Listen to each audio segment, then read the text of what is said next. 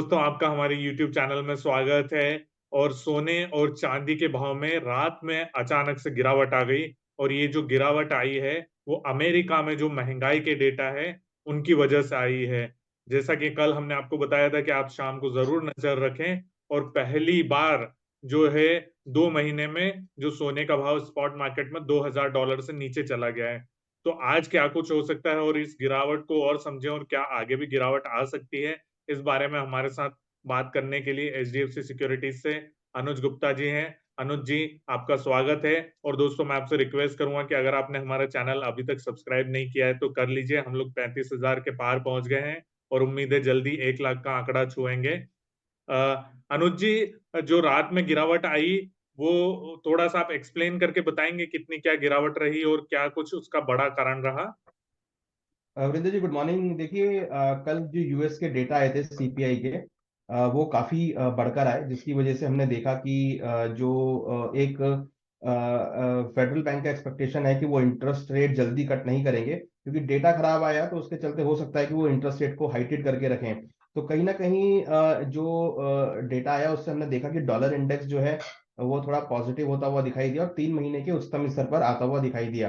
क्योंकि interest rate cut नहीं होंगे तो डॉलर में स्ट्रेंथ बनती हुई दिखाई दी। डॉलर के जो बॉन्ड यील्ड थे वहां पर भी हमने 3 महीने के उछले स्तर आते हुए देखे। वहीं उसके विपरीत हमने देखा कि गोल्ड का जो प्राइस है डोमेस्टिक मार्केट में वो 2 महीने के निचले स्तरों पर है। इंटरनेशनल मार्केट में भी 2 महीने के निचले स्तरों पर है और सिल्वर में करीबन 3 महीनों के निचले स्तर पर ट्रेड करता हुआ दिख रहा है। तो कल डेटा आने के बाद हमने देखा कि एक सेंटीमेंट गोल्ड सिल्वर के लिए नेगेटिव होता हुआ दिखाई दिया और डॉलर इंडेक्स में बढ़त बनती हुई दिखाई दी। तो अल्टीमेटली कल जो इम्पैक्ट रहा वो डेटा का रहा और डेटा के बाद ऐसा माना गया कि जो फेडरल बैंक है, एफओएमसी है, वो शायद इंटरेस्ट रेट कट जल्दी से ना करे।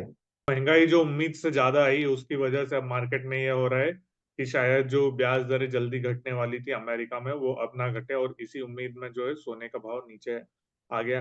तो आपको क्या लगता है कि क्या ये नेगेटिव सेंटिमेंट जो कि पिछले कुछ समय से फ्लैट था और अब अचानक से नेगेटिव टेरिटरी में गोल्ड का भाव चला गया है, तो क्या ये रेंज उसी तरह से रहने वाली है? क्या कुछ एक्सपेक्टेशन है आपका? देखिए, कल जो मार्केट करेक्ट हुआ है, मुझे लगता है कि अभी और थोड़ा बहुत सेंटीमेंट गोल्ड सिल्वर के लिए नेगेटिव हो सकता है, क्योंकि काफी दिनों के बाद 2 महीने के बाद मार्केट ने एक कंसोलिडेशन जोन को ब्रेक किया है और नीचे की तरफ ब्रेक किया है। तो मुझे लगता है कि उसका इम्पैक्ट रहेगा।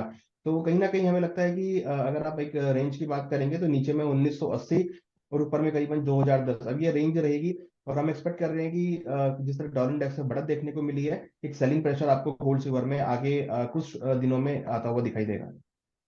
अगर अनुज जी 1980 का लेवल भी तोड़ता है तो फिर क्या कुछ हो सकता है? और देखिए, अगर 1980 का लेवल ब्रेक करता है तो नीचे फिर 1960 1955 डॉलर के लेवल देखने को मिलेंगे। इंपॉर्टेंट है, डोमेस्टिक मार्केट में 61,000 का लेवल काफी क्रूशियल है। अगर वो ब्रेक होता है तो हो सकता है कि फिर 60,000 के आसपास भाव आते हुए दिखाई दें। और चांदी में किस तरह से देख रहे हैं आप रेंज? देखिए, चांदी में कल हमने 70,000 के नीचे के लेवल आते हुए दिखाई दिए। 3 महीने के निचले स्तर पर चांदी ट्रेड करता हुआ दिखाई दिया। तो 70,000 के लेवल को ब्रेक करना मुझे लगता है कि थोड़ा सा एक सेलिंग प्रेशर को एक्टिव कर सकता है और हम एक्सपेक्ट कर रहे हैं कि एक बार भाव जो है नीचे 68,000 के लेवल को दिखा सकता है। तो सेंटीमेंट थोड़ा सा नेगेटिव लग रहा है। बॉन्ड जो बड़े हैं वो यहाँ पर एक सेलिंग प्रेशर एक्टिवेट कर रहे हैं। तो एक शॉर्ट टर्म में हमें लगता है कि थोड़ी सेलिंग प्रेशर आ सकती है। हालांकि लॉन्ग टर्म ट्रेंड हमें लगता है अभी भी पॉजिटिव है। किसी लॉन्ग टर्म के लिए कोई घबराने वाली बात नहीं है। थोड़ा वो जितने भी डिप आती है वो एक अच्छा मौका रहेगा सिल्वर और गोल्ड में खरीदारी करने के लिए और एक अच्छी रिकवरी भी हम एक्सपेक्ट कर रहे हैं। मगर फिलहाल अगर हम शॉर्ट टर्म की बात करें, आने वाले 15 दिन या 1 महीने की, तो हो सकता है कि भाव थोड़े सबड्यूड रहेंगे, रेंज बाउंड रहेंगे या थोड़े बहुत प्रेशर में रहेंगे।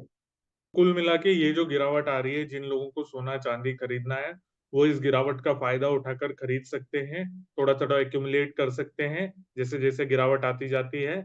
और आपका ये कहना है कि लॉन्ग टर्म में तो भाव तेज ही रहेंगे, बस ये मिड टर्म जो या शॉर्ट टर्म कह रहे हैं उसमें गिरावट आती रहेगी। तो कुल मिलाकर ये एक खरीदारी का मौका बनेगा। चांदी में जो इंटरनेशनल मार्केट में क्या देख रहे हैं आप? देखिए, चांदी में $22 पे मार्केट सस्टेन करता हुआ दिख रहा है। मुझे लगता है कि यहाँ पर एक सेलिंग प्रेशर भी एक्टिव हो सकता है और नीचे 2180 2150 तक के लेवल देखने को मिल सकते हैं। क्योंकि जिस तरह 70,000 के लेवल को ब्रेक किया है, मुझे लगता है कि यहाँ पर $22 भी ब्रेक होता हुआ दिखाई देगा और शॉर्ट टर्म में हम $21.5 तक के लेवल देख पाएंगे। चीज मैं आपसे पूछना चाहूंगा अनुज जी, ये ऑप्शन ट्रेडिंग के बारे में। आज ही अखबार में खबर आई है कि ऑप्शन ट्रेडिंग में बहुत सारे जो शेयर बाजार में निवेश करते हैं उनको काफी मात्रा, मतलब 80-90% जो लोग हैं उनको नुकसान हो रहा है उसमें। तो ये ऑप्शन ट्रेडिंग क्या है, थोड़ा हमारे दर्शकों को बताइए, क्योंकि लोग बिना सोचे समझे इसमें ट्रेडिंग करने लग जाते हैं। तो उसका एक सही तरीका जो है उन्हें मालूम रहे, ताकि उनको नुकसान ना झेलना पड़े। देखिए, ऑप्शन ट्रेडिंग बेसिकली क्या है कि जहां पर हम ये फाइंड आउट करने की कोशिश करते हैं कि कितनी प्रोबेबिलिटी है प्राइस को ऊपर नीचे होने की, तो उसके लिए हम ऑप्शन ट्रेडिंग को यूज करते हैं। तो ऑप्शन ट्रेडिंग बेसिकली एक डेरिवेटिव प्रोडक्ट है और हाईली लीवरेज मार्केट है, जहां पर हम कॉल और पुट में ट्रेड करते हैं। तो बेसिकली ऑप्शन ट्रेडिंग करने के लिए उसका समझना बहुत जरूरी है, उसके मैथमेटिक्स को समझना बहुत जरूरी है, उसकी कैलकुलेशंस को समझना बहुत जरूरी है। क्योंकि ऑप्शन ट्रेडिंग में सबसे बड़ा जो रोल प्ले होता है वो प्रीमियम का होता है और एक्सपायरी डेट का होता है। क्योंकि जितनी ज्यादा एक्सपायरी पास होगी, प्रीमियम उतना ही कम होता हुआ दिखाई देगा। तो जनरली जो इंफॉर्मेशन है वो ट्रेडर नहीं ले पाते हैं। वो खाली इसको एज अ ट्रेडिंग के तौर पे देखते हैं, बट पूरी नॉलेज के साथ नहीं उतरते हैं। तो अगर पूरी नॉलेज के साथ उतरे और उसमें मल्टीपल स्ट्रेटेजीज बनती हैं, तो उनको ये समझना होगा कि किस टाइम पर कौन सी स्ट्रेटेजी बनती है। क्योंकि ऑप्शन ट्रेडिंग के अंदर आप एन नंबर ऑफ स्ट्रेटेजी बना सकते हैं। तो अगर आप स्ट्रेटेजी के साथ काम करते हैं, नॉलेज के साथ काम करते हैं, तो एक अच्छा एवेन्यू हो सकता है जहां पर आप इन्वेस्टमेंट करके पैसे भी कमा सकते हैं। तो मुझे लगता है कि ऑप्शन ट्रेडिंग में नॉलेज का होना बहुत जरूरी है, और प्रैक्टिस वहां पर जो है स्ट्रेटेजी की वो करना बहुत जरूरी है।